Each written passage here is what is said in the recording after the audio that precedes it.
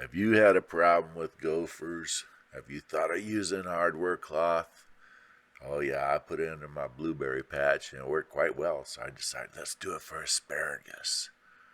So first thing I did was figured out where I wanted the asparagus trench, and I went ahead and pulled out the roll, 100-foot roll.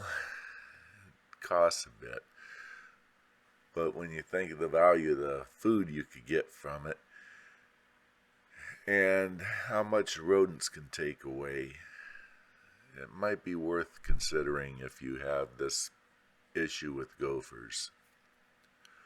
So make sure you wear safety equipment. You'll see why. Wear sturdy boots, strong long pants, long sleeve shirt and gloves and goggles. Now at first it's going to want to roll up all the time, so until you have bent the edges up some and formed into shape, you'll need to have a rock or a block or something at the end to support it. Then you'll want to box the ends in.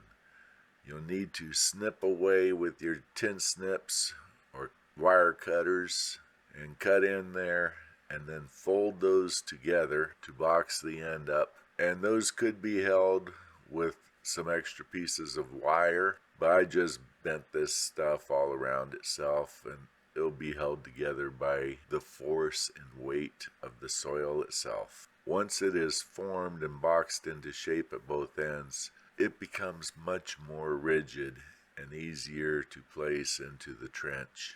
Once you have it in the trench, go ahead and put your soil in. Now, one good thing about this is it forces you to consider every bit of soil you're putting in there. If you're going to have to do all this work, you want to make sure the soil in that bed is going to be in very good shape for the plants you're putting in. So this is a good opportunity to mix lots of compost, peat moss, other organic material in, and build your soil to the very richest and strongest it can be.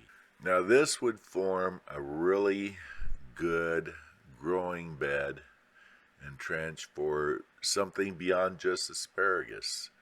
This would be great for potatoes.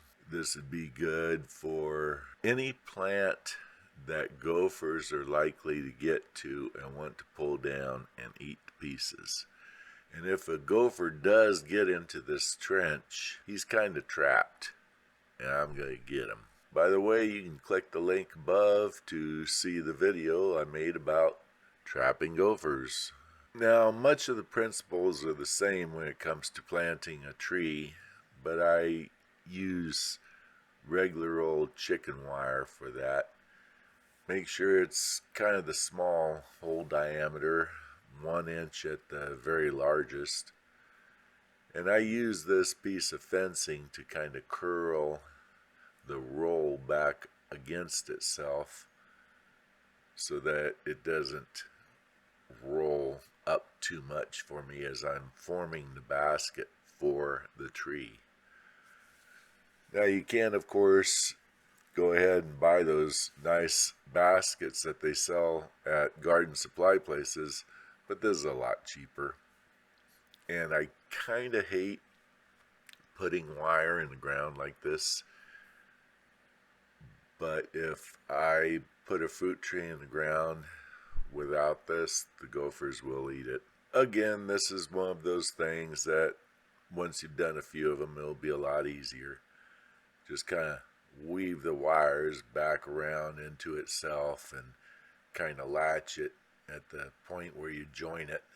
And then you have to cut and fold the bottom a little bit, or just bend it and fold it, and then stomp on it some to mash all the metal pieces together so it's tight enough to keep them voracious critters out. Now here we have the hole, and the issue here is you have to make sure the hole's going to be big enough for the basket you've woven. And if your soil is a little bit hard, you might want to put a little water in there and let it drain down for a bit and see how quick it goes down.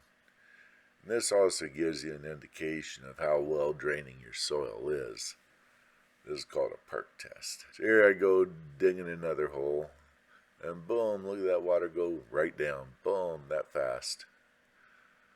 Now we see the basket is too big for that hole. So we dig some of that softened soil out and make it a little deeper and a little bigger. Now, if you're planting a bare root plant, you might be tempted just to stick the shovel in and stick that tree right in. But with this method, it forces you to dig basically what's going to be an adequately sized hole.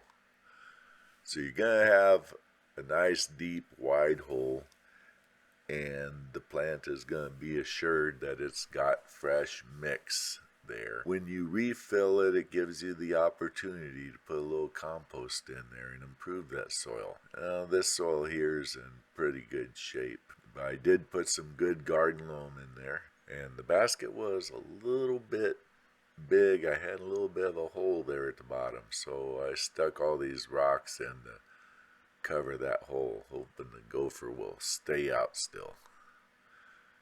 So I refilled it with some pretty good garden soil. It'll be just great for just about any tree I want to grow. Now, as you fill up or fill in around, you have to make sure that you equalize the forces, because if you put too much soil on the outside or the inside, it will deform the wire. So you have to fill it up equally from the outside and the inside together. And I like to have the tree up on a little bit of a mound, so if it does rain a huge amount, the tree won't have water sitting right up against its trunk. And in time, the wire will get covered by mulch, and it won't really be noticeable. A gopher could still walk along over the ground, because they do that at nighttime, and he could go digging right in there, but he's going to be trapped, and I'm going to get him. And when he's walking around on top of the soil digging around, the cats are likely to get him anyways. So see how well this soil perks, especially now that it's been loosely turned. Whatever tree I plant there is going to be off to a very good start. So consider this, and I'm going through my whole garden this way. Go ahead and like and subscribe if you like. Thanks for visiting. See you around now. Bye.